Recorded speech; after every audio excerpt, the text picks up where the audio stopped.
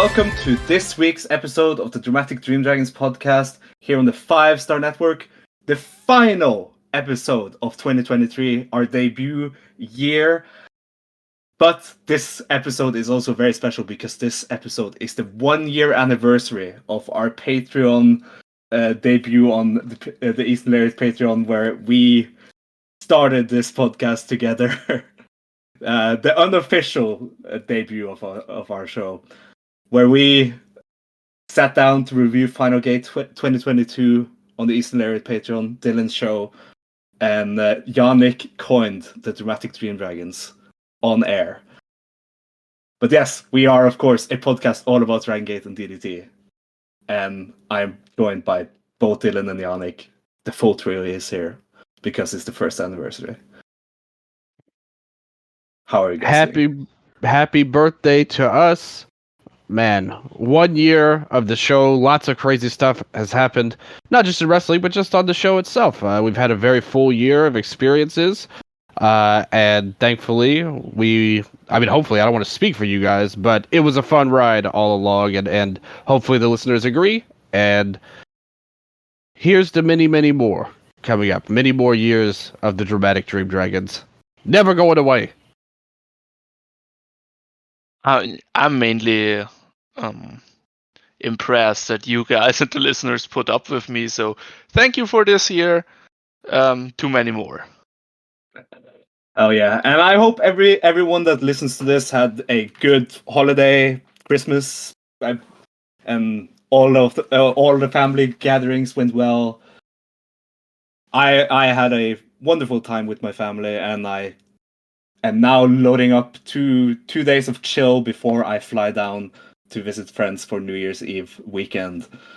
But yes, I hope the Christmas break was good for everyone. I was also loading up, but mostly on carbs. Yes, we are going to, of course, talk about Final Gate 2023, which happened on Christmas Eve this year. Last year it was Christmas Day on the December 25th. This year it was December 24th in the Fukuoka Kukai Center, where they are each year. This show aired live on the Dragon Gate Network with English commentary, and it did an attendance of 2,286. I actually believe that number. And yeah, I for one felt this show was good. It was a good end to the year. I felt it was lacking a bit in some points. And of course, a lot of that comes up to the bad luck that Dragon Gate has had this year, with Yukio Shioka having to pull out of the Twin Gate match and D-Courage having to vacate the titles. The very the Trial Gate situation not being ideal, but in my opinion, but I felt like this show did well.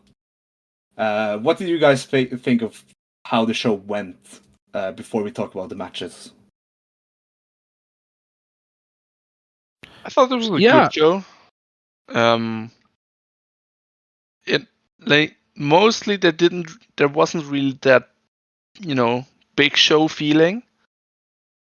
Apart from Jay, I think Jay really did a banger job on here, elevating a lot. There are big things to like about most of the parts, but it lacked a little bit of that high end, except for the main event. But we're going to talk about that. Yeah. Yeah, I totally agree that the show was missing the big show feel, so to speak. And it's a shame because we witnessed something that should be, it is a big moment in not just the career of Luis Mante, but just the company in general taking a step forward and ending the year, setting the stage for what's to come in the future. So I would have ideally have liked a bit more excitement level from the fans which unfortunately has been a thing in DG multiple times this year in a lot of ways. But still, I thought that the matches themselves. I mean, there was a lot of good wrestling on this show. To be fair, I think they tried to make the best out of the Twin Gate situation, which obviously was a sad thing. I was really excited about that match, but unfortunately, you had the thing with Yoshioka, so hopefully he gets well soon. I thought they did the best they could to make the best out of it. And yeah, I think the show is more or less a good kind of a good chapter for the year that they've had in Dragon Gate. I think this pretty much fits that well. And it gave us a new journey to go along after the main event. And yeah. Yeah, we'll talk more in detail about the Yoshioka thing when we get to the Twin Gate, but we'll start off the show with the opener match, free on YouTube as always. Jason Lee, UT, Jackie Funky Kame of Natural Vibes faced off against Ryo Tanaka, Kaito Nagano, and Sachi Hokuboy. Sachi Hokuboy had to step in because Daiki Yanaguchi was feeling unwell and had to pull from the show. And I felt this match was a pretty fun opener. I definitely missed Daiki Yanaguchi in here, but I felt Kaito Nagano did such a good job like being the highlight of the match. I felt this was back to him being the highlight of the match that it was late last year. And I really like that. But yeah, Jackie Knife from Jackie Funky Kame got the win after 8 minutes and 57 seconds. What did you guys think about this opener? The fact that they had to replace Daiki with Shoji Hokuboy is very funny to me. I don't know. If not him, who else could it have been? Problem Dragon. That's who it should have been. What? He was probably busy. No, he was busy taking the pin in the third match. Wait. You said? Are you saying Problem Dragon is better than Shoji? No, I'm not. I just wanted to bring up. I just wanted to bring up Problem Dragon because I listened back to the first episode and the Problem Dragon hate has been going on for over a year now. It's something we all have to live with. Probably going on for the better part of the last decade and longer. Takashi Yoshida was not on this card, so it could have been him. At least Amy would have been happy. Yoshida in this match would have felt even more out of place than Sachi Hokuboy. I know. But hey, Sachi Hokuboy did a dive. Like all of the people on that team did a dive in this match. That is true. I thought the parts with Jackie and Kaito Nagano were good, like really good, even more than usual for like a typical like kind of lame, like not bad but just not interesting opening match. They made it interesting with some really great work, and as we knew they would. Jackie always one of the best, and Kaito Nagano has a great future ahead of him. And it was a decent opener with those two. Sachi didn't do anything to impress or anything like that, but it was a decent opener, like good match. And Jackie keeps building momentum and proving why these two units are fighting for him while he's still loyal to Natural Vibes. Because, what did you want to say? Yuki also building momentum because he did not lose. Very important. True. But yeah, Jackie Funky Kame is very popular right now for the two units that are feuding right now between Big Hug, Kyo and Luis Mante, and Searbrats. Shun Skywalker believes that Jackie Funky Kame is his property. Once again, a Kung Fu master is being told that he's the property of someone else.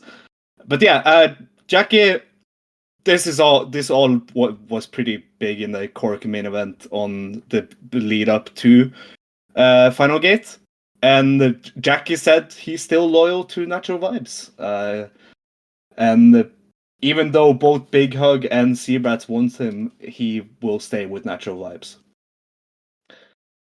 But I think it's interesting that to see that they are like making a story out of them wanting him. I really liked that when they did that with Jason Lee in 2022. So I think this could lead to a pretty good moment in 2024. And in my opinion, it's been time for Jackie to leave Vibes for the better part of a year now. So I'm ready to see him leave. I don't know if I would have him in either Big Hug or Seabrats, but we'll see. How do you guys feel about this property of who has property of Jackie Funky Kame story right now? Well, like you mentioned, it's very similar to the Jason Lee thing that they've done already. And that was extremely successful, I would say. They had a really hot thing going when all that was going down. Not surprising that they would want to recreate it with another wonderful wrestler in Jackie. We'll see how it goes. I think there's going to be so much going on in the start of 2024. I hope that story doesn't get lost in the shuffle too much. I would like to see them expand upon it because I think any kind of storyline built around Jackie is only a good thing. So I'm hyped for it already.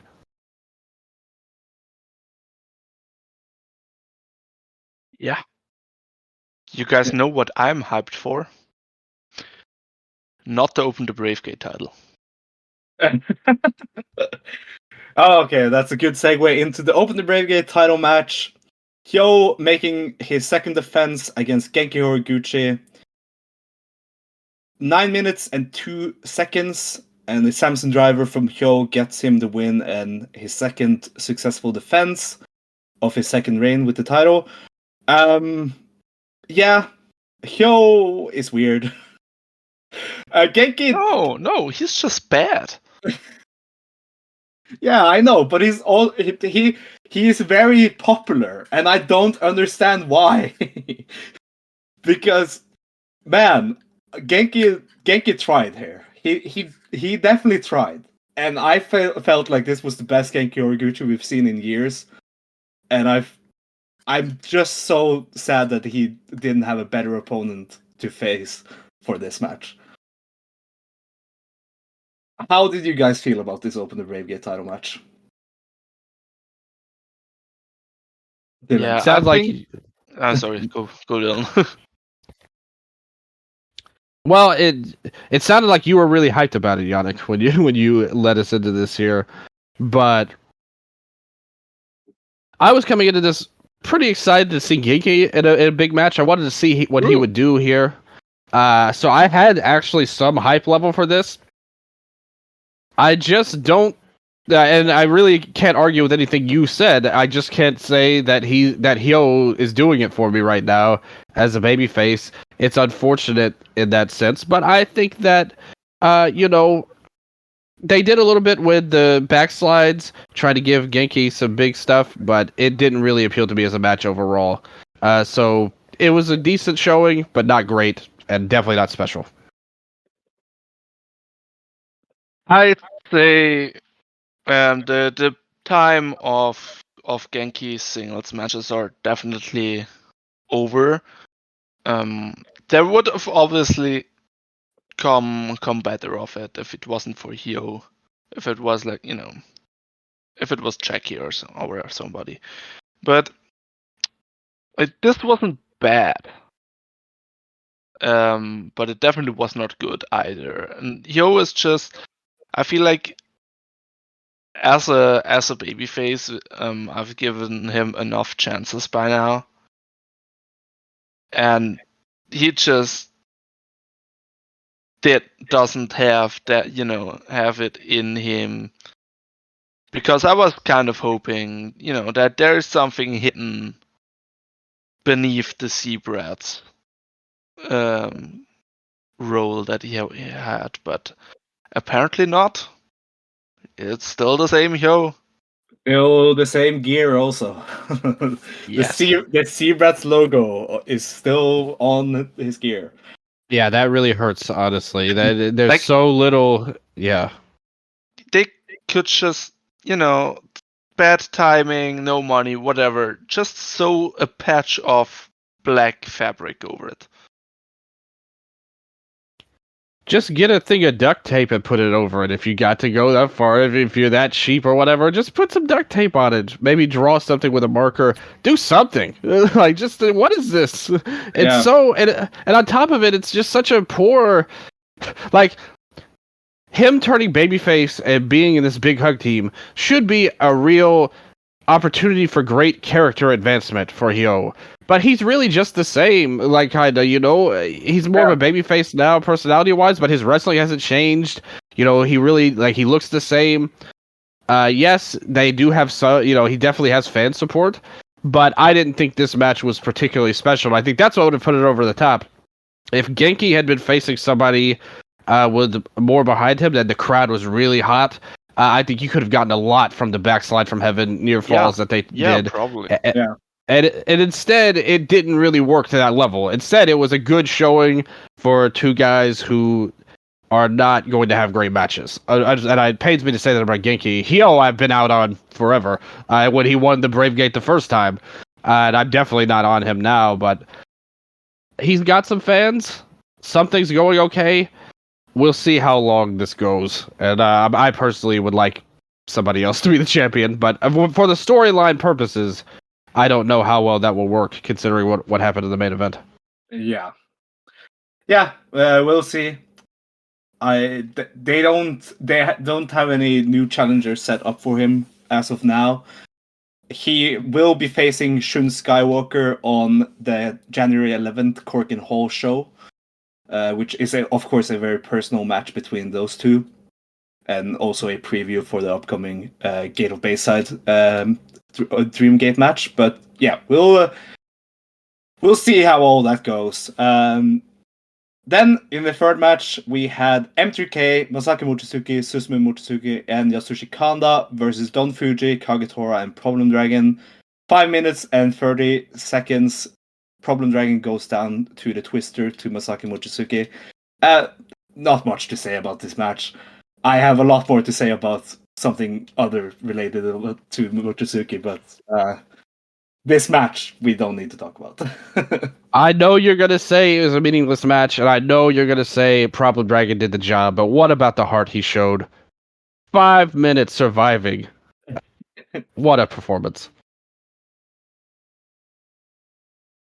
Yeah. There's nothing else to say besides that. Yeah. What we should talk about, though, is that Masaki Mochizuki's 30th anniversary show, the first Corkin Hall show of 2024 on January 10th, now has its main event. The GM revealed in Corkin on the 19th of December that Masaki Mochizuki will be facing, in his 30th anniversary match, his greatest opponent, Shingo Takagi of New Japan Pro Wrestling, in a special singles match, Mochizuki's 30th anniversary match. The two best Dragon Gate wrestlers of all time go together once more, and man, I am so ready for that match. That is a great way to start 2024. Yeah, that's a baller match. I love seeing Shingo get another run here. He's whenever they bring him in, he does good things, and whenever he does anything, it's usually good. So, Ed Mochizuki, obviously a lot of history there. I can't wait to see it, and very special that we get to see it heading into 2024. I'm just very excited that we're gonna see that. Yeah, a modern version of what they have done before is just awesome, and the poster they made for the match just gives me goosebumps. And yeah, definitely a great way to start the year. I can't wait for that. And then the next match on this show on Final Gate was the Final Gate 2023 Christmas Special 8-man tag team match. Of course, the teams were made up of lottery, fan-voted lottery here. It was Ultimo Dragon, Dragon Daya, who had to join this match because he had to forfeit the Twin Gate, BB Hulk and Shuji Kondo on one side versus Casey, Big Boss Shimizu, Strong Machine J, and Naruki Doi on the other side. This, of course, led to Naruki Doi doing the natural vibe stance. And that was amazing. And also the Tokyo Go dance. Yes, in the same wild. Yeah. Awesome stuff for Naruki Doi. The match itself was 9 minutes and 52 seconds. A machine suplex from Strong Machine J gets the win over BB Hulk, which was surprising. I would have expected Dragon Dia to take the pin here, but I'm very happy that Hulk was the one that took it instead. But yeah, I thought this was a very fun 8-man. Like, just Naruki Doi was having a lot of fun here. I think he was the one having the most fun here. Isn't he always the one having the most fun? True. To me, the dance was the best part. I think Doi coming in, showing his moves there. The match was pretty good. Definitely nothing wrong with it at all. It wasn't something that stood out to me too much, but everybody looked pretty decent. Even Kondo got some big moments with his power game. And yeah, it was a decent mid-card match, but it had an extra set of, like, je ne sais quoi to it. Yeah. It's just, I think this match really showed how much this card was like last minute and had to be thrown around. Yeah. Because obviously, like, the Muscle Team, Benkei and Kota Minoru would have been in this. Dragon Dia was in the opener before. No. He was in the Twin Gate. In the Twin Gate. Yes, exactly. It was in the Twin Gate. And then it's a fan lottery, so it was just like a lottery. There was a chance for some chaos, but instead we got Natural Vibes and Doi. As much as I loved Natural Vibes with Doi, I would have preferred if both Natural Vibes members was separated from Casey. Yes, because Jay said on commentary, like whoever teams it was that had the one with Casey had to dance. Yeah. And like, imagine Casey with Don Fuji. No, I'm bringing his names. Yeah, Shuji Kondo. I'm looking at the Kims. Yeah. Just looked at it wrong. But Shuji Kondo, for example. Imagine Ultimo having to dance. That would have been awesome. Yeah. Yeah. I mean, there was a lot of. I felt the match itself was just fun. But yeah. It was fine. It could have been better. And the teams could have been more interesting, but I was also fine with what we got. Then we had the Open the Triangle Gate title match. Yamato, Dragon Kid, and Punch Tominaga Team Punch making their third defense against Kai, Ishin, and Yoshiki Kato of Seabrats. Team Punch fail in their third defense, and Seabrats becomes the new champions when Yoshiki Kato pins Punch Tominaga with the Kadare Luna after 30 minutes and 25 seconds. Yeah, I thought this Triangle Gate match was better than I expected, and I didn't expect a lot from this, but I felt it was done very well. Like everyone, it was a good end to the Punch Triangle Gate run, and I'm really happy that Yoshiki Kato now is a champion. Like, with him being the guy that wins the match for the team is really cool, and I felt him and Punch did a very good job in the finishing stretch. This is Kai and Ishin's second time with the titles, and Yoshiki Kato's first time with the title. What do you guys think about this? Go on, I Ben. liked at least that this had a little bit of a story going into it with Punch and Kato. Punch had beat Kato the week before, and I think that gave a good, nice thread for this match and for Kato to shine in. I think if anything, I mean, there's much more stock to be had in Kato than the veterans on the other team, but I do think that they made it such a big deal about this whole Punch deal. It's one of the threads they've had for the last couple of months, in all honesty. I did think it was interesting that this pretty much ended. I mean, it was solid. Like, there was nothing wrong with the work in the match at all. But the ending was really like just basic. Like, the heels, like the younger heels beat the veterans and they just won. Like, it wasn't like a big back and forth or any like I never got the feeling like this was a Punch's last stand or anything like that, or some dramatic thing for him for what will probably be his only push he will have for ever, perhaps. So I would have liked there to be a little bit more drama from the babyface side.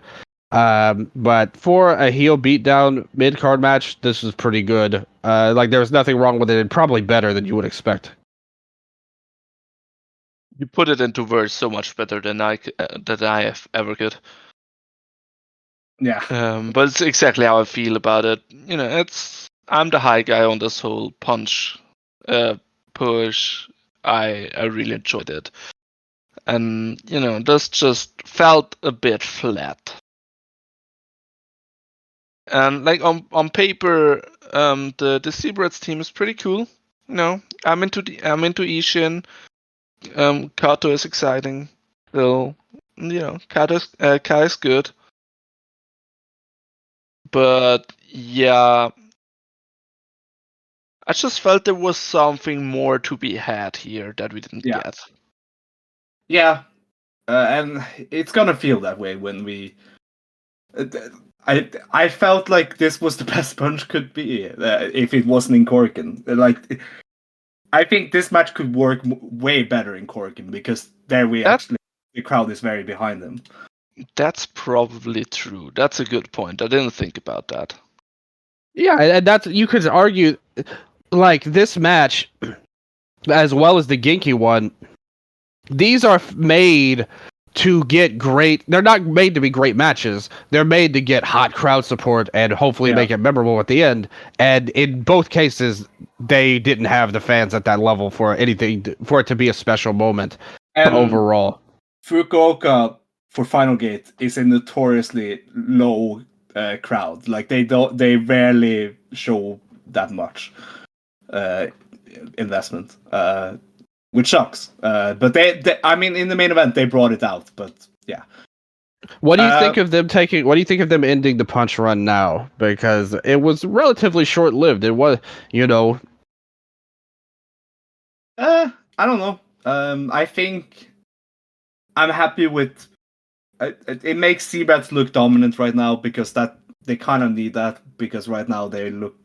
Before this show, they looked like a group that was just disorganized as hell.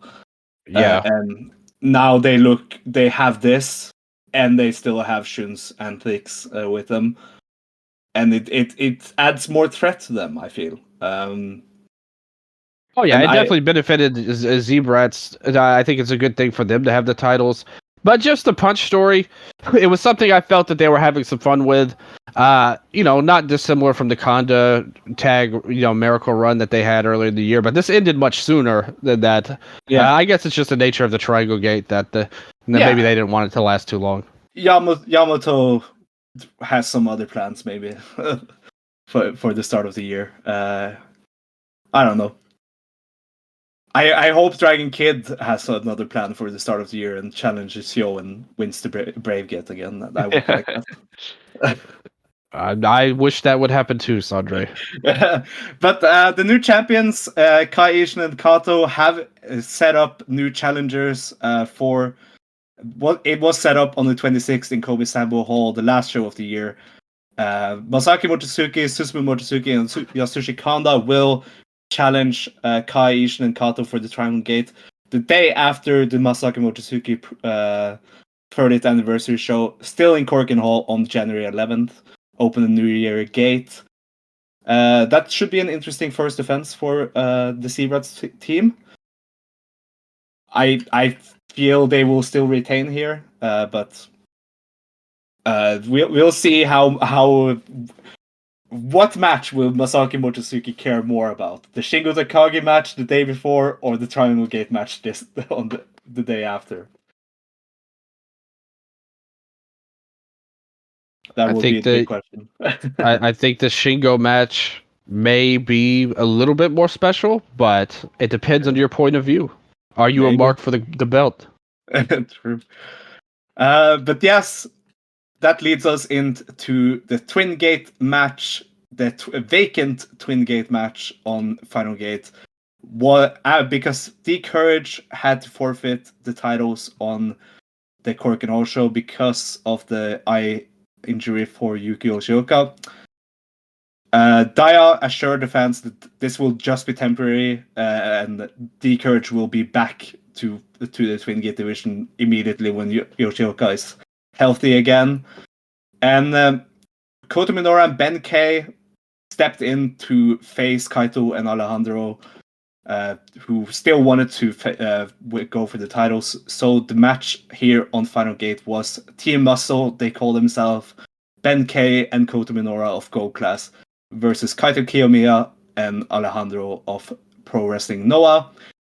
13 minutes and 18 seconds, Kaito Kiyomiya pins Kota Minoura with a modified Shining Wizard to become the new champion.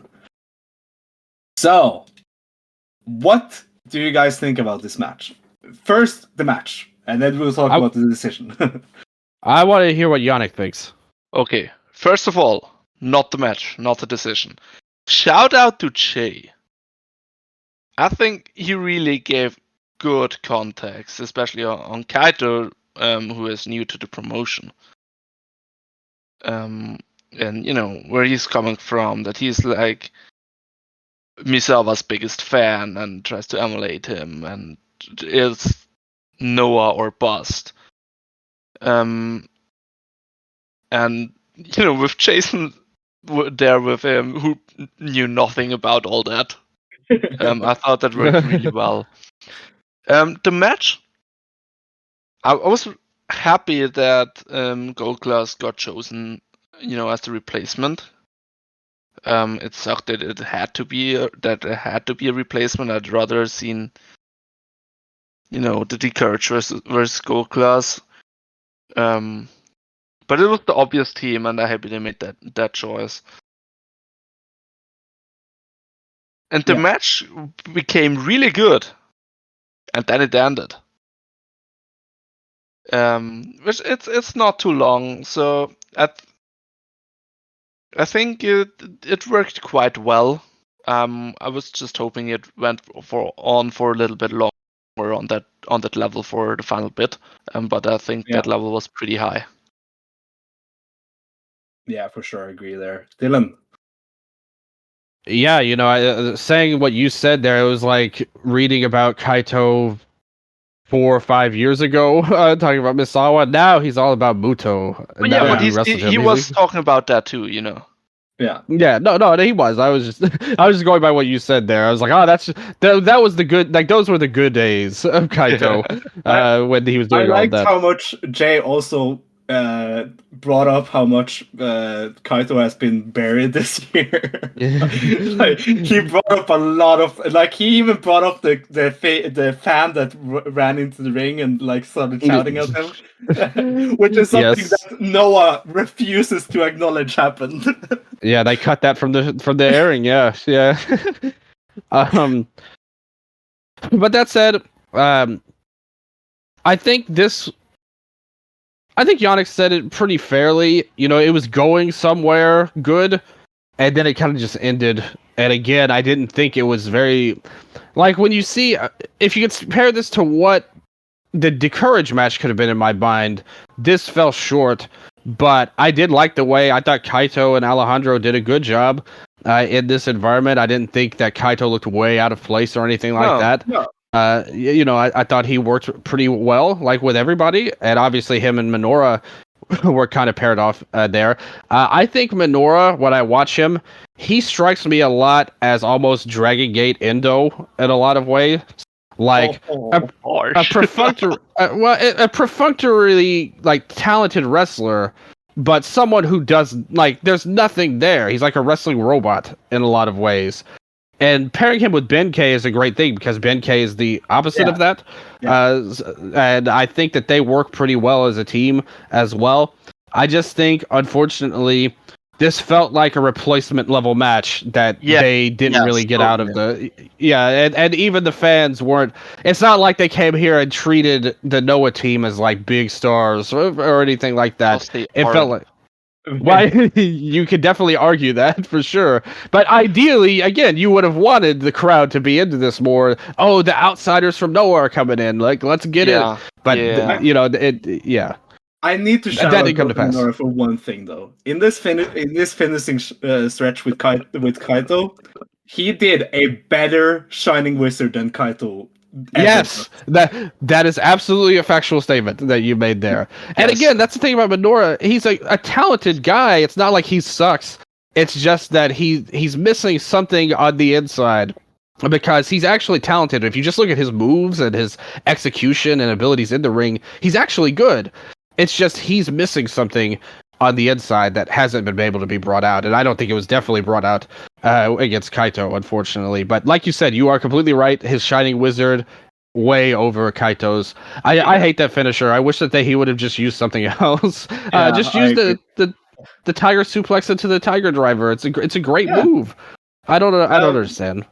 Yeah, Kaito Kiyomiya is forever one of the most confusing wrestlers. But yes, I'm sorry. Yes. The thing with Kaito is that because that why he's confusing. I feel he has no spine. Like he's not he has himself. to have a spine. How could he stand up and wrestle if he doesn't have a spine? You tell me he's a jellyfish? Don't. But how? Like Jay was counting all of the moves he already did of other wrestlers. No, I hate that. You're right. Like you're totally right. I was just goofing around, obviously, but that's a huge issue I have with him. And also, ever since he did Akiyama's jumping knee. Minoura's jumping knee is also better. Yeah. Yeah. But I felt the match itself was a really good match. I felt, of course, D-Courage would have been better against either one of these teams. But I also just think that they did the best with what they had for the story. And that's true too. They did try to make the best out of it. What did you guys think of Alejandro? I feel like Alejandro should just be a Dragon Gate wrestler. Yeah. Like he does not belong in Noah. Like also Kai Fujimura, please. Like they will never, like Alejandro will never be on this big of a spot in Noah. No, I mean anybody's doomed in the junior division in Noah pretty much, but here he got a nice little rub, beating two guys or being on the winning team. Obviously Kaito won, but you get the titles. That's a nice thing for him coming in. I think that he's going to be a guy. Again, I don't think Kaito he didn't half-ass it at all. I thought the effort was there with Kaito, but I think Alejandro is going to be super motivated by this run and to do some good things. Yeah. So with the title switch here now to the Noah team, this is the second time a Noah-led team is holding the titles this year. I feel like this was a switch done because they want to do the D-Courage match. That is the main reason this is the switch happened here, and Kaito and Alejandro are the champions.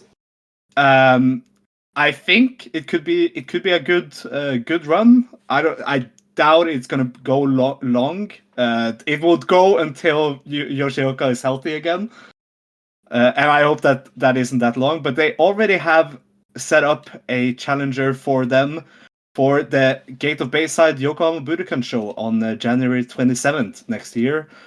And that will be Jackie Funky Kame and Jason Lee, the Kung Fu Masters, will have a pop-up shop in Yokohama that day. which is cool. That I think that could be really fun. That has the potential to be better than Team Muscle, Ben and Kota,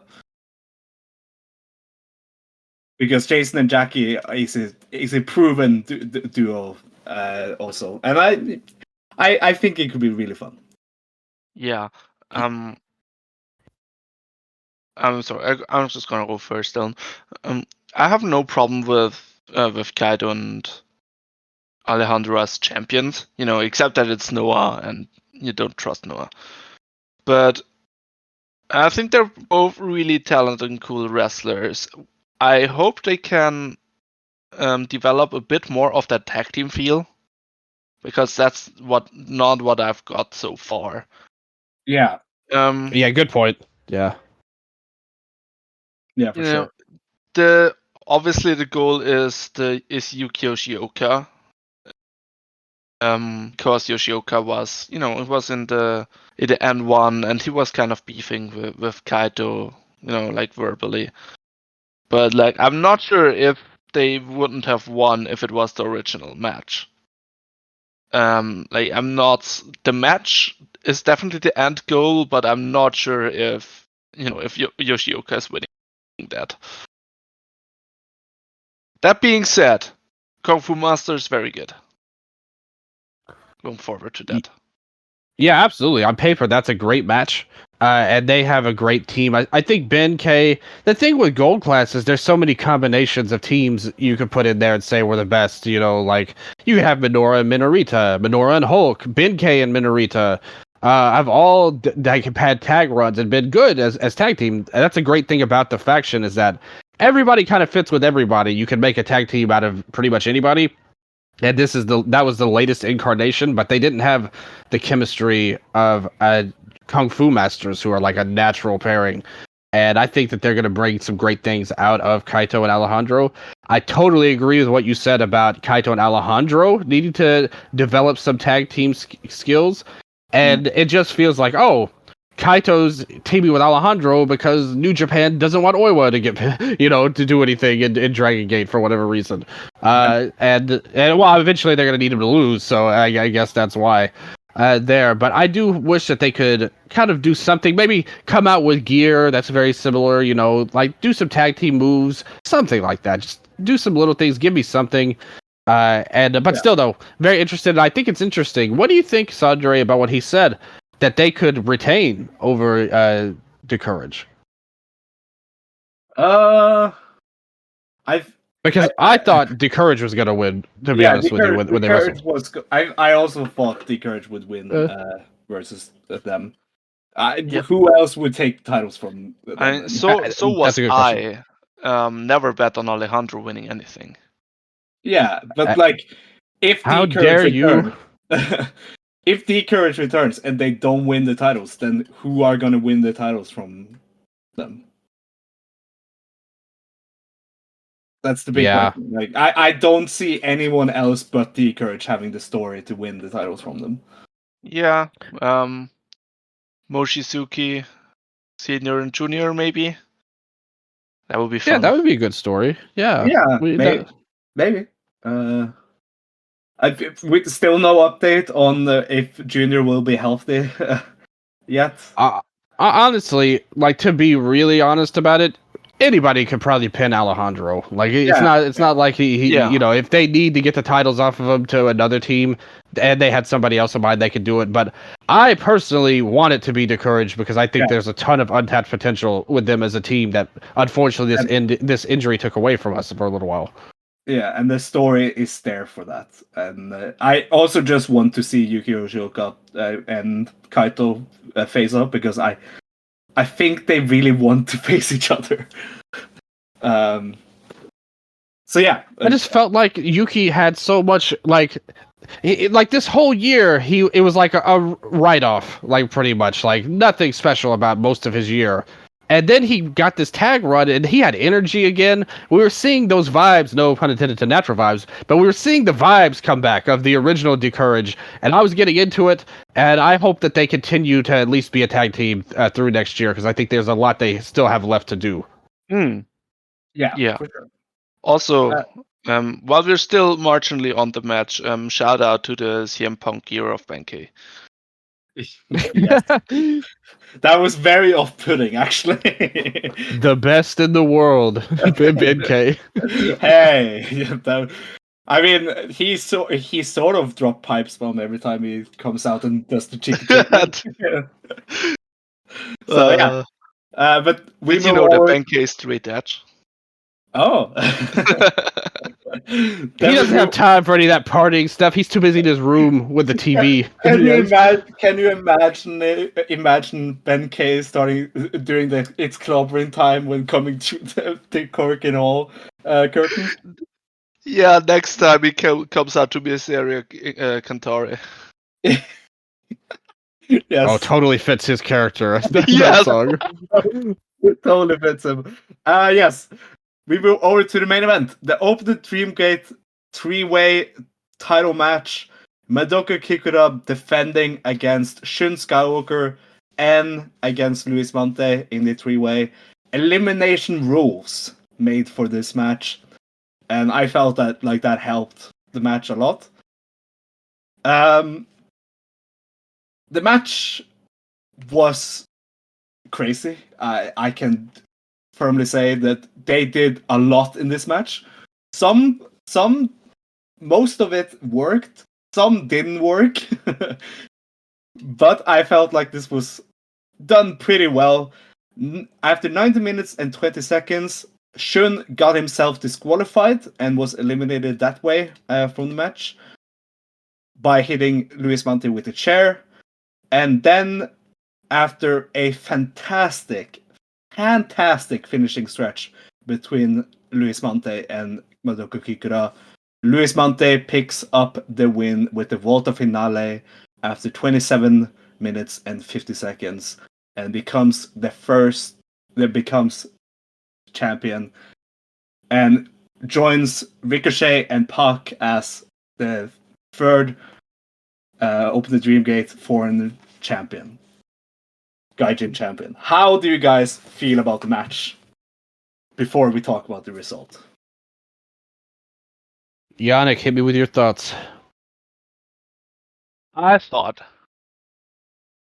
this was very, very good.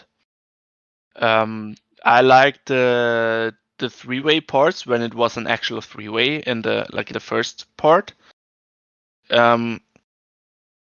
I thought the DQ of Shun, even if it's like a 3-way,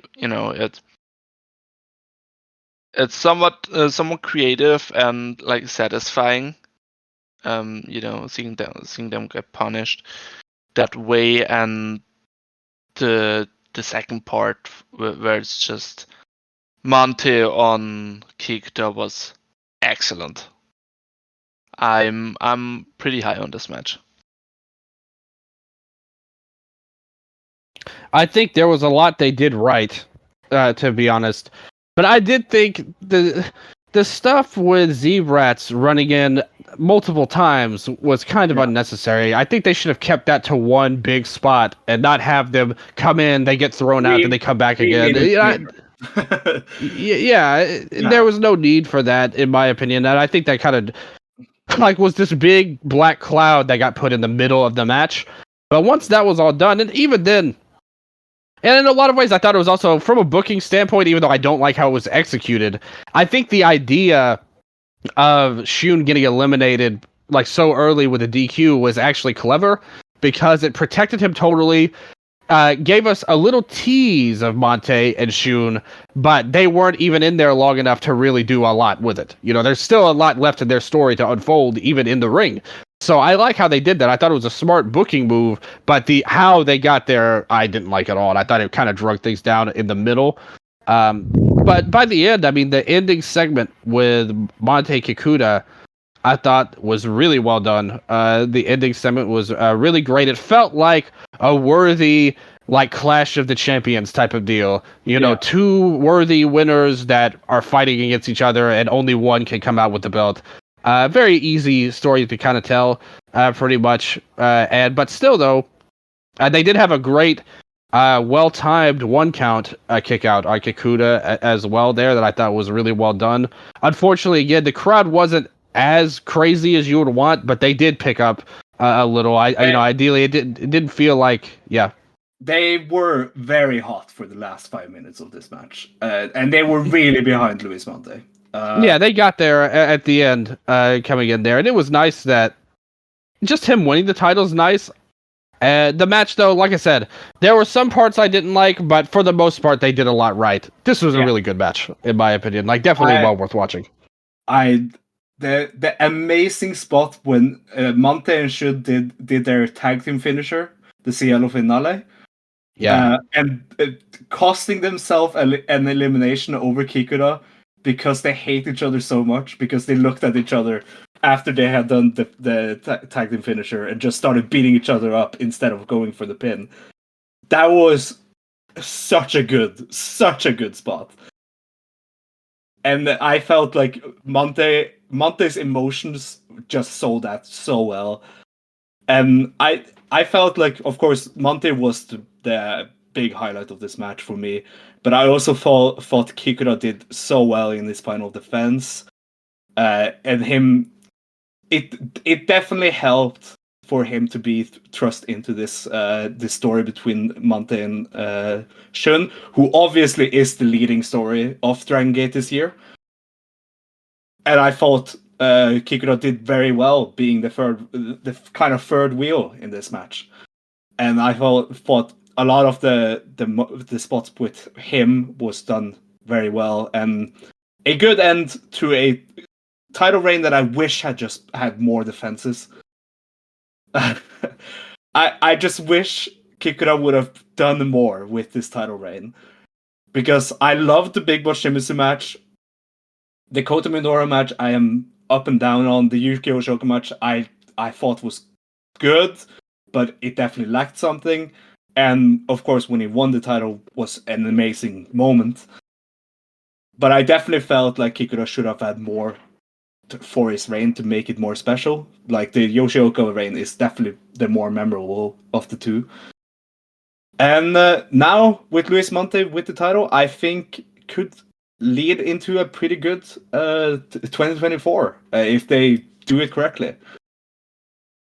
Yeah, to me, it was time to get this belt off of him, and I'm glad that they did it. I don't think this was a successful reign at all, in my opinion. No, I agree. I think the Big Boss match was great. And again, the thing with him, you kind of said it pretty decently, but it also tells the grand flaw in him. He was great as the guy that didn't have any focus on him. He could just wrestle, because when he just wrestles as the third guy in a trios or a match like this, he's really good, like a great worker. The problem is that there's, like, as champion, he had nothing to really latch onto, or even compared to Yoshioka, who many people like made similar criticisms about. You actually look at his reign, and almost every match you had something going into that, some kind of hook or story, and I thought he did a great job in them. I think he was kind of underrated as a charismatic guy in addition to his wrestling. Kikuta, I definitely think right now, and he's still young, he's got plenty of time. There's no reason he can't be in the main event again.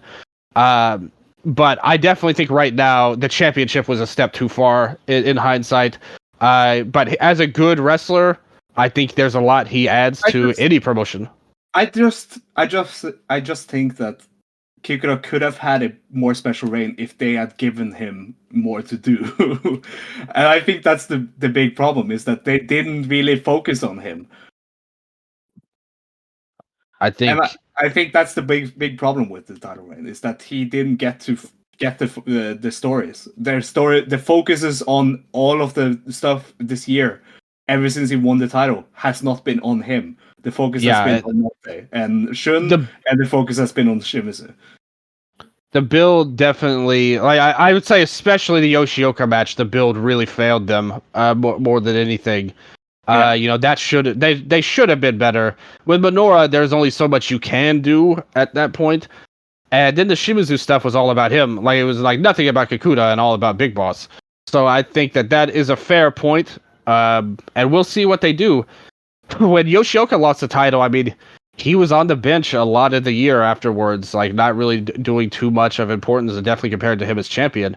I wonder what the future holds, at least in the near term. Again, he's got plenty of time to come back and do things, whatever they're going to do. But for the short term, the next up till final, not final game, but the Kobe World in 2024, I wonder what the future holds for Kakuta. Yeah, we'll see. But yes, Shun said after this match, Shun came out laughing after the match, and after Luis Monte had said thank you to the crowd for coming, Shun said that if Monte wants the singles match he so wants with Shun, he now has to put up the title on the line against Shun Skywalker. And Monte, of course, accepted. This is the singles match he always has wanted ever since he lost the mask. And the match was set for Yokohama Budokan on January 27th, the Gate of Bayside. Luis Monte making his first defense against Shun Skywalker. How do you guys feel about this being them going straight into having the almost rematch of this match? But now just in the singles way. I think it's great, but there are some big asterisks to it. Yeah. Like great way to make Gate of Bayside important, because this is the biggest match they can do right now. But there is some discourse about this, and I've seen a lot of like Montes going V0. They're gonna run it back for Kobe World, and obviously we all expected this to be the main event for Kobe World. Yeah.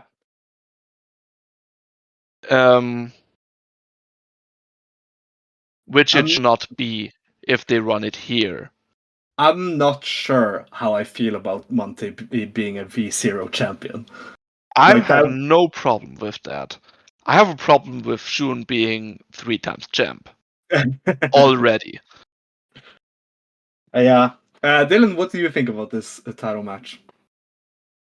I wish that if they were going to do that and it was going to be the Kobe World main event, I wish they just would have held off somehow.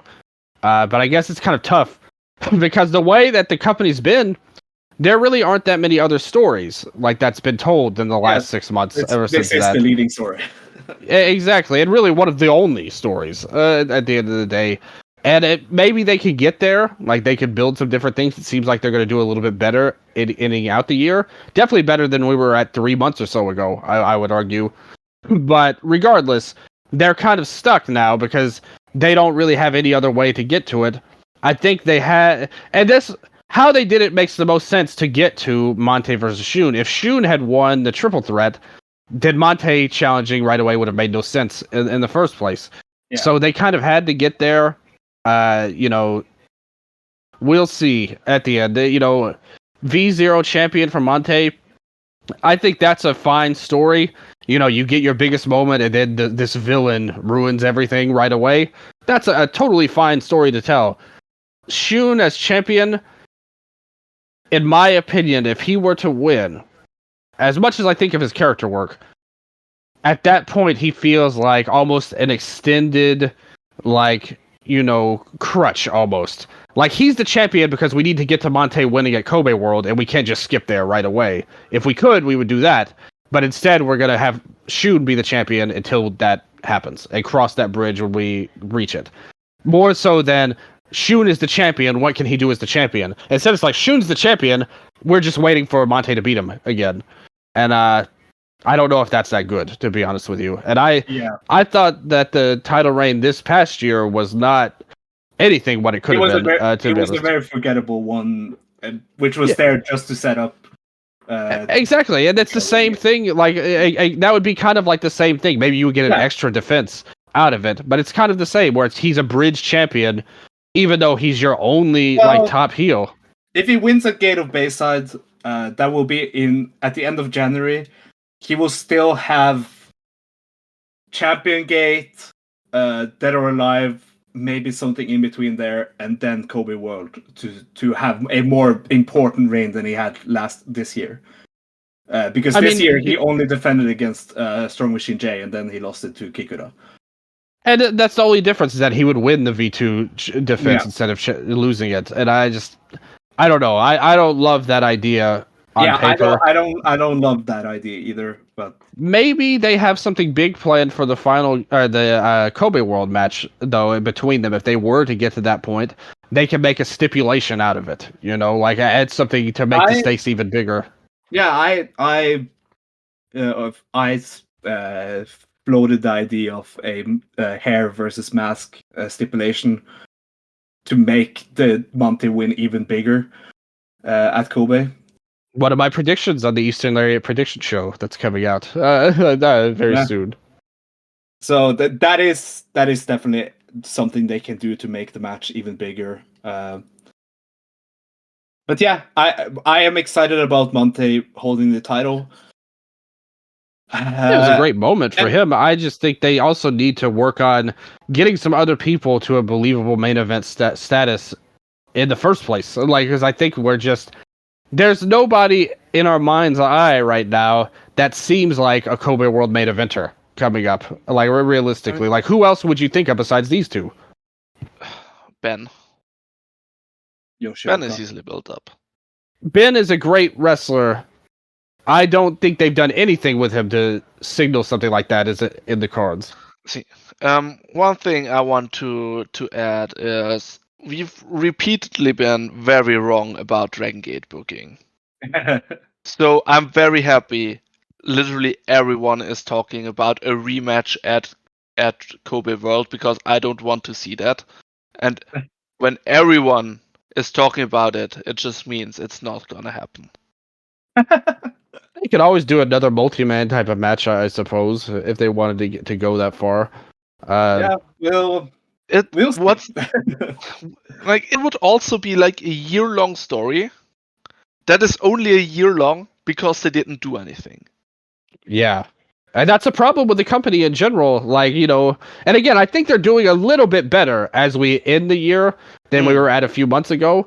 But that is a big issue with the company as a whole, more than any singular wrestler or storyline, that they just didn't do a lot for.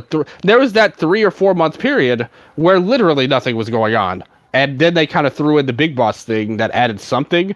But then still, it was a very empty feeling company for a few months. And I think they're doing better heading into the new year. And hopefully they have more stuff that can add different things to where hopefully maybe in 2 or 3 months, we can look at it and say, oh, well, these other guys, could they be a part of it? You still have Strong Machine and Shun in the background if they wanted to reheat that.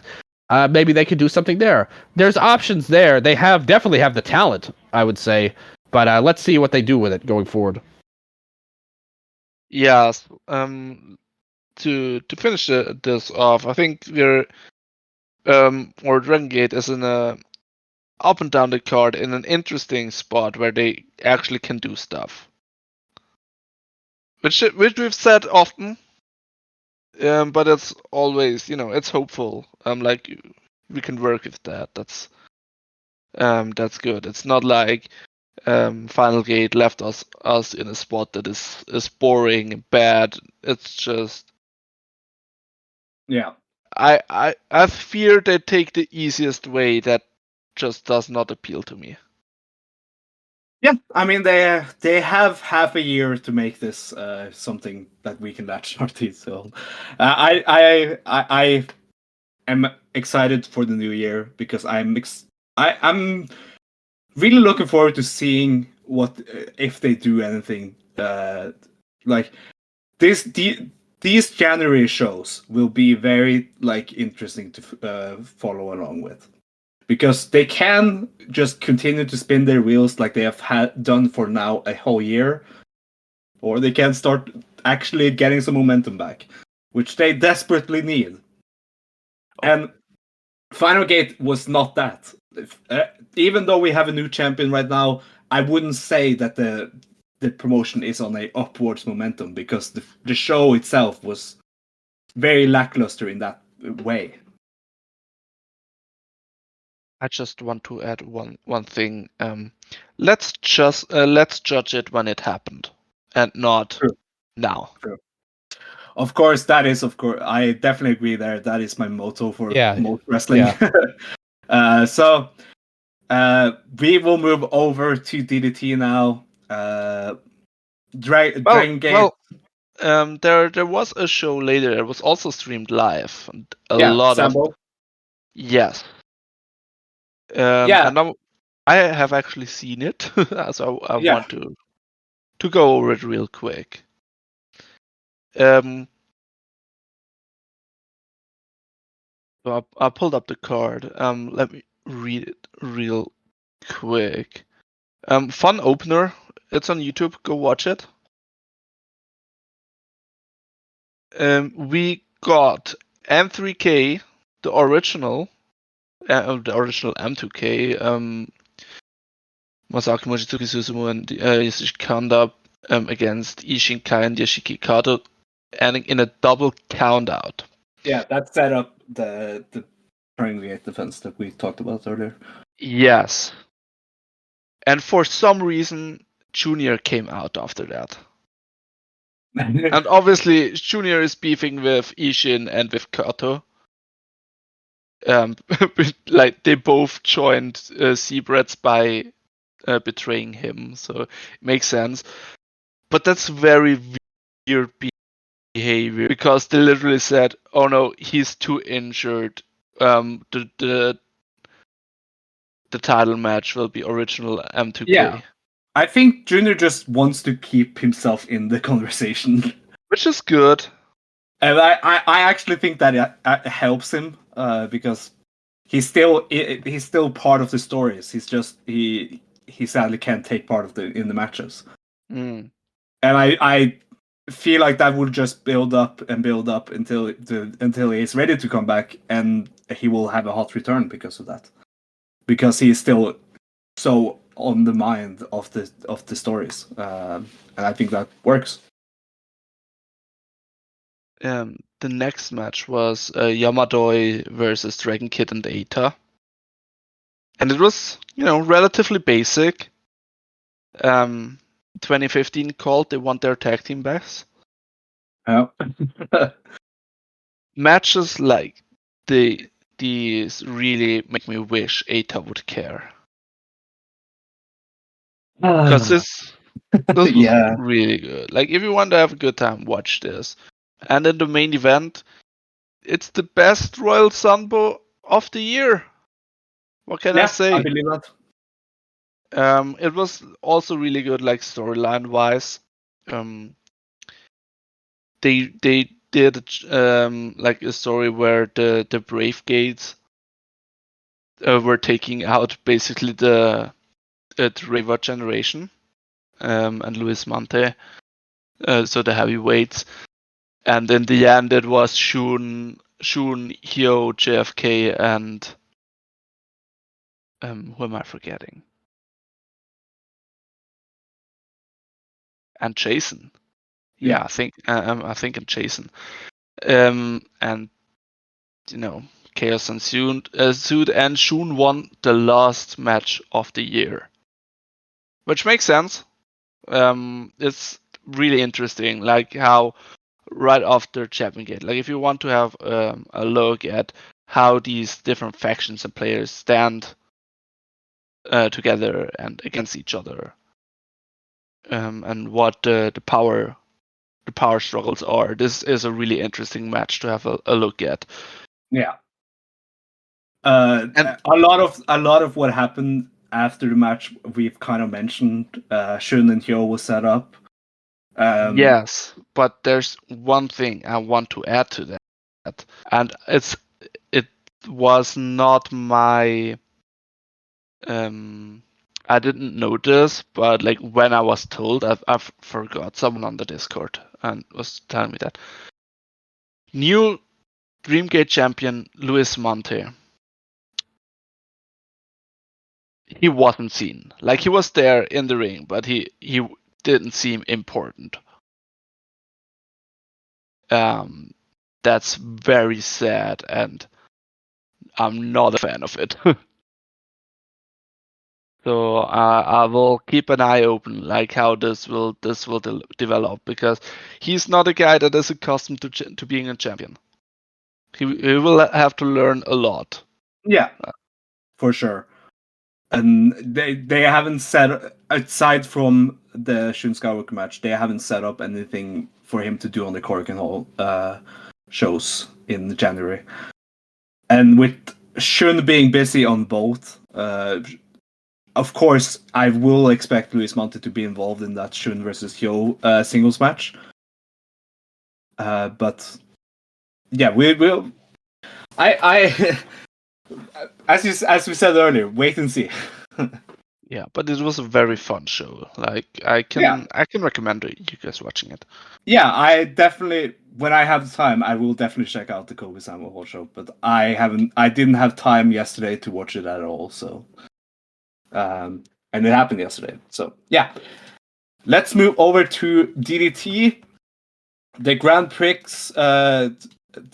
is now set. We now have the final set, but because the last night of block plays was on Christmas Eve on the 24th in Korakuen Hall, but we have two shows we haven't talked about yet from the Grand Prix, the D-Oh, that we haven't really been able to talk about. So we should. I just want to run through the results of those two shows. On the 16th of December in Fukuoka, we had 5 block matches. We had the last B block match for Chris Brooks. We'll get to what happened to him. With Hirata, Kazuki Hirata picks up his 2 first points, defeating Chris Brooks with a miracle one-shot Credo after 9 minutes and 46 seconds. Then they revealed later that Chris Brooks had to forfeit from the tournament because he had been feeling pain in his abdomen following these shows, and they discovered that he has a tumor in his abdomen, in his belly, and it's not a malignant tumor, which means it's not cancer, which would have been very bad. This is still pretty terrible news, of course, but he will be out for a few weeks. He will get surgery to remove the tumor, and hopefully he will be back next year. But they don't have a return date set for Chris Brooks. Really, really terrible news. I'm so happy that it's not a malignant tumor, because malignant, because that would have really sucked, because I lost a friend to that earlier this year. So yeah, definitely happy it's not that bad, but I hope the surgery went well, and I can't wait to see Chris Brooks back. Yeah, absolutely nothing more to say than best wishes to Chris Brooks, friend of the show this year. We had a great interview with him earlier on. Definitely highly recommend that. But just as anybody, like you said, just as a human being, you would never want to see such a horrible thing. So hopefully everything's good with the surgery, and I have faith in him that he'll bounce back sooner rather than later. I hope for the best for his health and all his friends and family out there.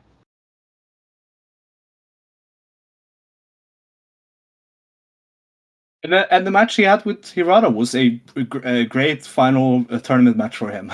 That was just fun. I definitely recommend everyone go and check that out, because I was laughing a lot during that. Then on the next match, on the 16th, Rei Saito defeated Kanon to move over to 6 points with the body splash after 11 minutes and 43 seconds. We don't need to touch on that. I'm very happy to announce that this match happened. Yes. When me and Yannik watched this show together, I think we mostly just sat and watched looked at the TJPW relationship diagram that someone posted. Yeah, that was that. Yeah, you're right. And this was good background noise to us laughing about that relationship diagram. Then the A block, Kazusada Iguchi picked up 2 points, moved over to 6, defeating Yuki Ino with the Brain Claw press after 12 minutes and 33 seconds. I want to talk more about Yuki Ino later, but I felt like this match was a pretty good one. And of course, but he wasn't the good part of the match. It was Higuchi. Higuchi was the highlight of the match, because it's Higuchi. Then Yukio Eno picked up 2 points, moving over to 5, defeating Harashima with the VR after 40 minutes and 21 seconds. Very, very good match. Yukio Eno and Harashima have great chemistry, and I felt this was a very good match for them in the tournament. And then Daisuke Sasaki and Tetsuya Endo bored us to tears for 22 minutes in the main event. And Daisuke Sasaki won with the foot trapped crossface lock. I will praise Tetsuya Endo later, but this match has nothing to praise. But then that was the show on the 16th. And on the 17th, the day after, we had 2 other D-Oh matches. Daisuke Sasaki versus Yuki Ino in 11. Daisuke Sasaki won with the modified crucifix pin after 11 minutes and 53 seconds. Nothing match, just like the main event on the night before. And Mao defeated Kanon to move up to 6 points with the just face lock after 13 minutes and 17 seconds. A decent match, but definitely not nothing to recommend from the Kumamoto shows. I actually thought that was better than I thought it would be, but also that was coming off the heels of the other match, which was not good. So maybe it made it look better. But I will say I thought that was better than my low expectations for any Kanon match. I thought Mao probably got the most out of him in the tournament. Yeah. Yeah, the matches were bad. What did you guys think of the main event? Oh, I didn't watch the main event. I didn't have time for that. I didn't either. Okay. Yeah, it's a rare Yuki Ishida sighting. This was the match he got hurt again in. Yes. I'm not sure if it's like match injury wise or if it's just bad luck. But it was really good. It was Ueno and Toikojima versus Higuchi and Yuki Ishida. Yeah, it looked very good when I looked at it on paper, but I also got a call from, I have had family in and out of my apartment all week, so... Just need to set boundaries, Sondre? Yeah, I know. Throw your family out. Watch more wrestling. Yeah, exactly. Don't you have your priorities in order? Oh, I sadly don't. But yeah, we that all led into the final night of block play in Corrigan Hall on the 24th. This we will review. I watched the full show yesterday in the afternoon, right after dinner. I retreated to my apartment and watched this. Of course, this was where Rei Saito and Chris Brooks would have happened, and that, of course, couldn't happen. So Rei Saito won via forfeit and moved over to 8 points, and was a looming threat here of someone that could have won B block. But the opener, Kanon and MJ Paul defeated Yukio Sakaguchi and Rukia when Kanon submitted Rukia with the torture Cobra twist after 4 minutes and 57 seconds. I didn't have anything to say about this match, but it happened. It was surprisingly good. The expectations were low. Yeah, very. But Kanon was good. Then we go crazy. Then we had a super fun Christmas battle royal. Toru Owashi became, in his return match, became the new Iron Man Heavy Metal champion when he won the battle royal. Some highlights of the Battle Royal was the return of Poison Sawada Julie. That was very fun. I thought this this was just a very charming Battle Royal, and seeing Toru Owashi back was just awesome. Finally, some real stars are back in. Yeah. Yes. The great Koji. It's a DDT Iron Man Heavy Metal title battle royal. Like, the more we talk about, the worse it gets for the people watching it after. Yeah. This is unhinged DDT, and I liked it very much. What a Christmas gift they gave us with this match. Yeah. I feel we haven't seen stuff like this for a long time. Yeah, for sure. That's true. Yeah, good point. Then Rei Saito in the kind of replacement match for Chris Brooks' surgery faced Hideki Okatani and won after 4 minutes and 43 seconds with the drill a hole pile driver. Yeah, this was a fun 4-minute match. Hideki Okatani sadly didn't get to do there wasn't a lot of momentum here, but it was fun. Yeah. It was certainly a match. Then we had the KOD 6-man titles, Yun Akiyama, Danshoku Dino, and Makoto Oishi versus Schadenfreude International, Masahiro Takanashi, Antonio Honda, and Takeshi Masada. The champions retain when Oishi pinned Honda with the rotating cradle after 10 minutes and 41 seconds. I zoned out a lot watching this match. It was definitely a match that happened.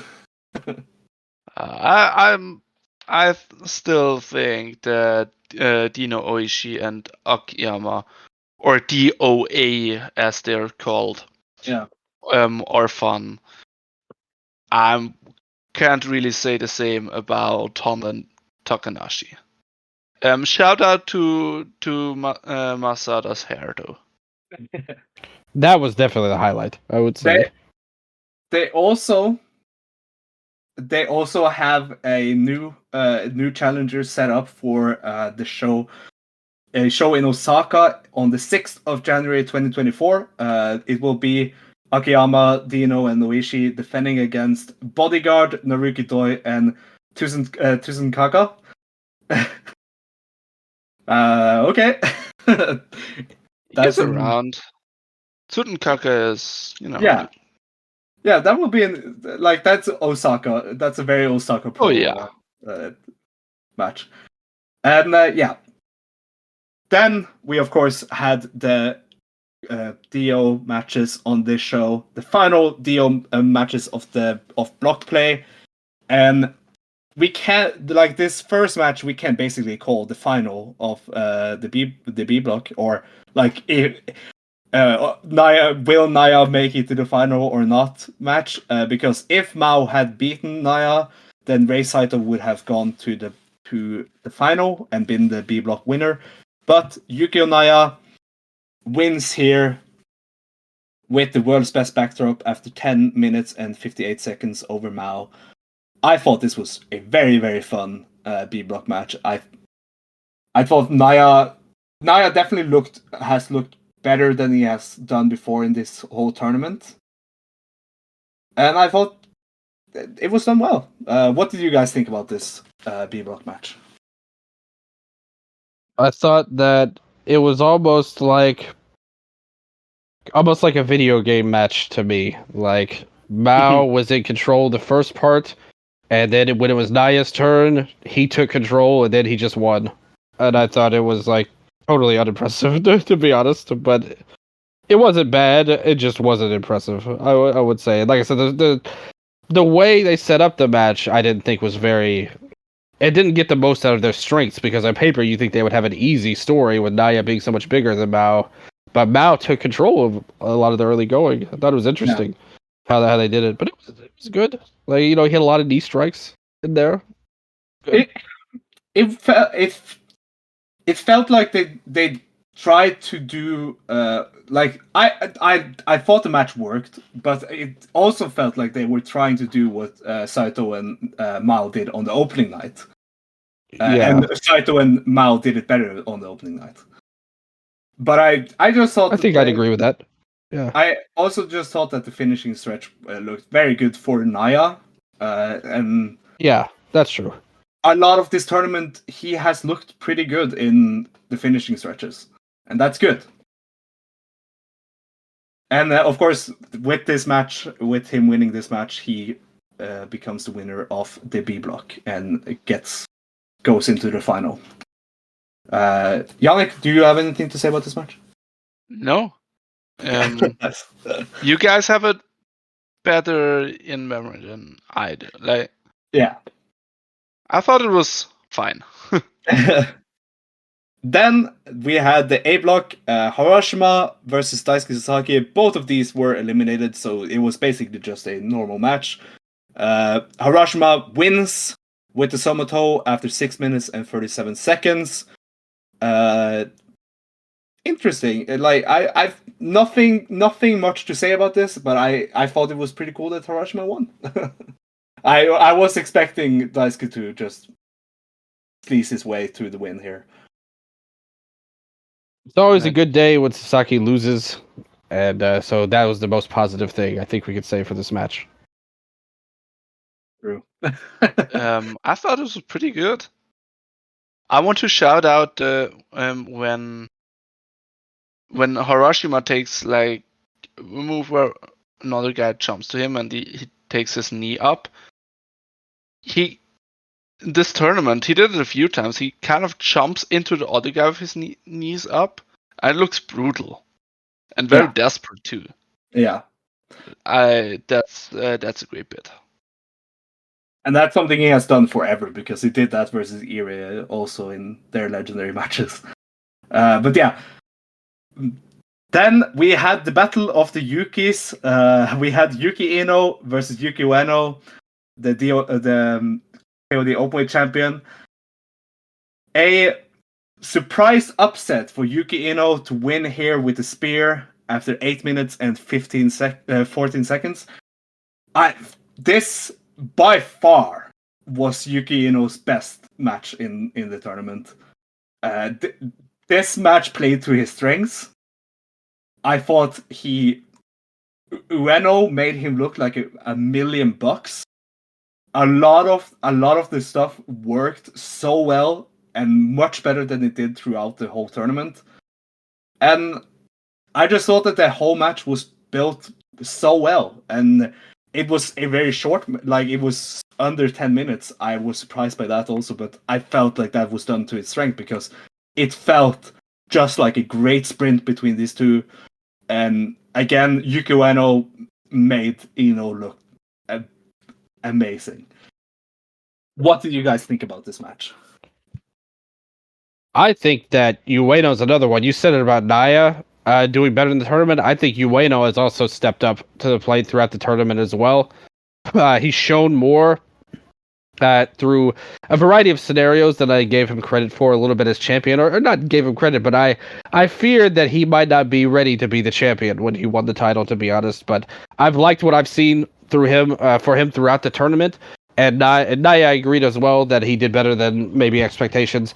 Ino did not do better than expectations. I don't think he had a very good tournament until this moment. And again, Ueno, I agree with what you said. He did a great job making Ino look like a beast and doing great things. And I thought, like you said, unlike the other match with Naya and Mao, I thought the structure of this match was really well done and natural compared to the other one, where it made everybody look better at the end of the day, and I really liked it. A really good match and the best performance for Ino so far. I think one he really needed. For sure. This match, as like the only one this tournament of Ino's, felt streamlined in a way. And I hope we see more of this.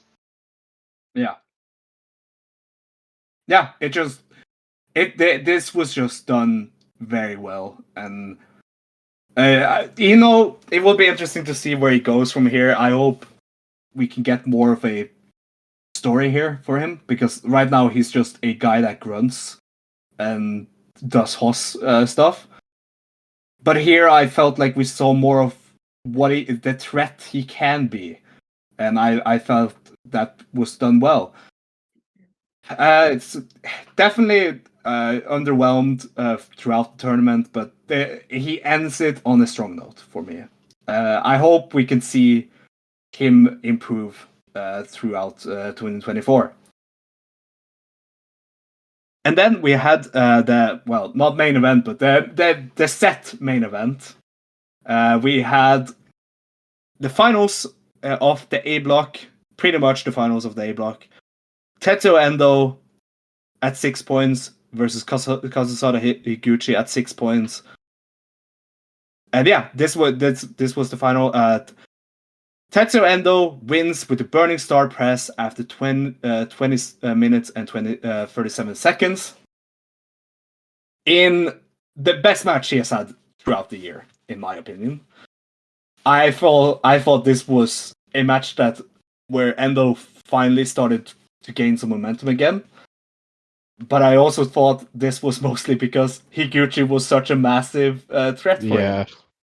And of course, Higuchi, it can't go wrong with having a 20-minute Higuchi match in the final of the tournament. There's something that can't ever go wrong. He's just so good. But yeah, I a lot of this match I really loved, and I was very, very enjoying this in the ending stretch here. And I thought Endo kind of deserved the win in the end. But I also thought Higuchi was the best part of the match. But what do you guys think about this? Absolutely agree with that. Higuchi is awesome, as we all know. And he continues to be. There's never any doubt about that coming in. And he's done a great job kind of being the guy that like elevates people around him a little bit. Not only is he great, but he gets the most out of the people in the tournament, which I think is probably a better role for him where he's at. Like, in terms of, rather than being the guy, like the star, he's the guy that helps everybody else. And I think he did an excellent job in that role in the tournament. And Endo, I agree as well. I thought by the end of it, the way they set up this match, it made his win feel earned and like it meant something. I loved when he had all of those power moves in a row on Higuchi. They did like the sit out like pile driver from the torture rack. They did, and then did the torture rack power bomb that he usually does. I was like, okay, you added something a little different here to do this. And I liked that they did that. I loved how they worked around the claw hold for Higuchi. He was constantly fighting for that, and Endo had to find his way out of it. Pretty much. I thought it was a really well done match, and one of the better ones of the tournament, actually. I think this is one of the more memorable matches of the tournament, and a great job by both men, but especially Higuchi really got the most out of Endo. Yes, in this match, because not only towards the end, like from the beginning, Endo showed something. I can't really name it. Be it just like a character, a personality. He's not just a robot. And that made me like intrigued from the first minute, and then the wrestling was good, and Higuchi is awesome. I'd still say the Mao match was Endo's best match of the year, Sondre. You may maybe. Yeah. I agree there, probably. But the matches are very different. Yeah, for sure. But yeah, we now have a final set for on January 3rd, 2024. Tetsuya Endo versus Yukio Naya, the final of the D-Oh Grand Prix 2023. Who do you guys got? What do you think, Endo, Yannik? Since they won.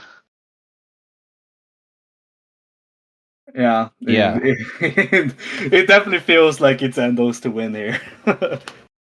Yeah, this was my predicted final, and I think Endo's going to win. Yeah.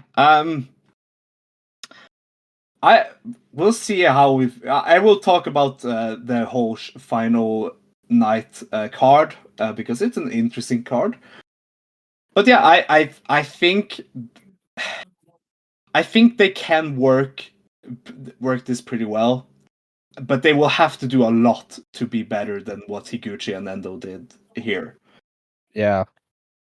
Because I thought, like, right now, Endo and Higuchi feels like the it feels like that was the real final almost for Endo. I just No, I, I agree with don't that. think so. we'll see how much of a threat Yukio Naya can make on January 3rd. But yeah, It's not impossible he wins either. I mean, I think Endo will win for a lot of reasons, but I don't think it's like if Naya won, I wouldn't be like, whoa, this is way out of left field. Like to me, Ueno beating Brooks was a huge surprise, and this wouldn't be at that level if Naya beat Endo because it makes kind of sense. Neither man to me are who I would want to be in any kind of main event match, to be honest, but it makes sense. Like it's logical how we got here, and either one of them actually makes sense to win if you look at where they're at in the company. So I think it's a match with some intrigue to it at least. yeah. But that was not the end of this show because we, of course, the whole roster came out in Christmas in Santa hats and Santa outfits and sent the crowd home happy. Toru Owashi lost the Iron Man Heavy Metal title to a Christmas tree. Of course, just an amazing moment. The Iron Man Heavy Metal title now has the prestige of the Christmas tree added to it. And Takagi banned everyone from trying to pin the Christmas tree because he wanted the year to end with the Christmas tree being the Iron Man Heavy Metal champion. And yeah, I felt like this whole closing promo was just a good farewell to the crowd. Ueno thanked the crowd for 2023 and said that 2024 is going to be more exciting and they will have a better year. All that final goodbye thing for the year. And please continue to support the wacky, intense, emotional, and enjoyable wrestling in 2024. And then they showed a very, very nice Christmas, almost highlight reel of the year of 2023 for DDT. Very, very charming closing promo segment here on Corkin. That VTR brought me to tears. Yeah, the VTR was amazing. It was very fitting for DDT, and I love that. But yeah, now we are heading into we still have the shuffle tag tournament with Big Japan on New Year's Eve, of course. But we now are heading also into the first month of the new year. The final night is set, of course, main evented by Tetsuya Endo versus Yukio Naya in the final of the tournament. This is happening on the 3rd of January. But we also have Kuroshio Tokyo Japan versus Danshoku Dino in a New Year's gift special singles match. I am sure that will be chaos. We have Shunma Katsumata return match. Yuki Sakaguchi and Hideki Ugutani versus Shunma Katsumata and Toi Kojima. I'm so happy about it. So happy about that. It makes sense for Hideki Ukutani and Shunma to face in Shunma's return match. That just makes so much sense. We have a DDT versus All Japan special tag match. Kazusada Higuchi and Rukia versus Jun and Rei Saito. And we have a 37 Kamina versus Shonen Friday International special tag match. Yuki Ueno and Mao versus Masahiro Takanashi and Antonio Honda. And 3 that not special undercard matches. Daisuke Saki, Kanon, and MJ Paul versus Soma Takao, Yuki Ino, and Yune. Yuna Gama and Makuroishi versus Yusuke Okada and Kazuma Sume. And Harashima, Toru Washi, and Kazuki Rara versus Sanshiro Takagi, Akito, and Antonio Honda. So that is the first show of the new year, the full card. It will be interesting to see how that goes. We will, of course, that will be our next recording. Will be probably the day off or maybe the day after. And that will be the first episode of 2024. Yeah. So there, and also on the first episode of the 2024, we will bring out some year-end awards for both companies and some year-end takes and maybe some predictions for the rest of the year and all that good jazz. But for now, we are closed with. We have no more shows to review between now and then. So I think that's it. Oh yeah, big news also. This is on the 5th of January will be the final Disaster Box match. Oh yeah. So Disaster Box will be disbanding, and their final match will be a 3-way between the 3 remaining members: Harashima, Toru Washi, and Kazuki Hirata.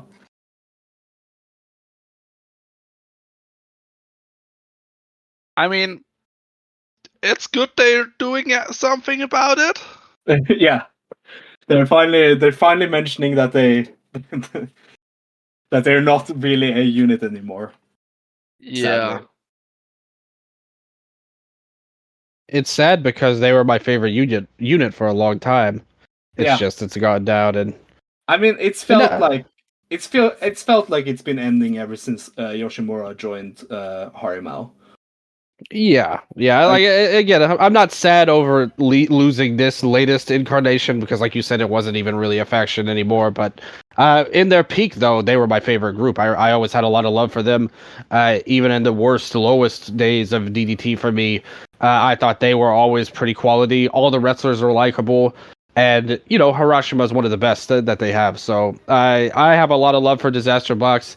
Kind of sad they're going, but like you said, we've been heading down this road for a while now, so it's totally fine. Yeah. But yeah, that's it for this episode. What do you guys have anything more to say? Yes, because at least for me, I don't know, like you don't have time, Sondre, but maybe Dylan. There is a special coming because bad communication happened. Yeah, true. I forgot about that. Yeah, that should also be dropping between now and when I come home, maybe. Yeah, we don't have a date yet. Yeah, but Save is coming back. Hell yeah. So yeah. That happened today. We should mention that Rom and Stan are still the tag champs, the KOD tag champs, because they retained over Irie and Keisuke Ishii, which is cool. But yeah, I'm looking forward to watch that show. I haven't watched it yet because I've been good. I will probably watch it now when we're done recording, actually.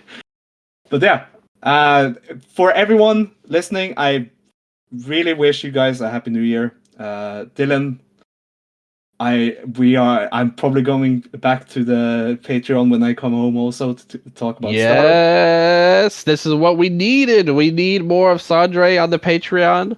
Patreon.com/Eastern Lariat. Got all sorts of stuff coming up as the year turns over. I'm not entirely sure how we're going to cover the show on Eastern Lariat. All of the shows coming up. We will definitely cover the Tokyo Dome for New Japan. That'll be on the free feed. The rest will probably be on the Patreon. Maybe we'll talk about it on the free feed, but definitely on the Patreon. And Stardom, of course, me and you will talk about when you are back safe and friendly. We did have another free show for you guys too. Me and Striga, the prediction show, 2024, which you both posted predictions into as well. Yes. Sondre, you got a little heat with Striga on your predictions. Uh, he, he said that you played it a little safe is all there. Oh, okay. It was I it wasn't a, it forgot what wasn't I a, predicted. you said that there was going to be a new company that came in. Oh, yeah. Yeah, which now how we did this. This is a very, very entertaining show in my opinion. We took all the predictions and graded them on a scale of 1 to 5, likely to unlikely, pretty much. So we were talking about the likelihood of everyone's predictions, and then we threw our own in there as well. I had predictions for like every company almost I also on there. like how So Sondre's prediction is like wrong 3 days later. Well, no, it could still happen, but it's yeah, it could. I said that on that show because he mentioned that too, and I said, "Hey, we can't say he's wrong. That's totally possible that happens." Now afterwards. I've been very busy. I remember when you guys sent me that, and I was like, oh, man, I can't come up with anything. I'm at a blank. No, So I just wrote and out like the most safest predictions possible. But I love it. I always love the prediction shows you guys do. So I am definitely looking forward to listening to that.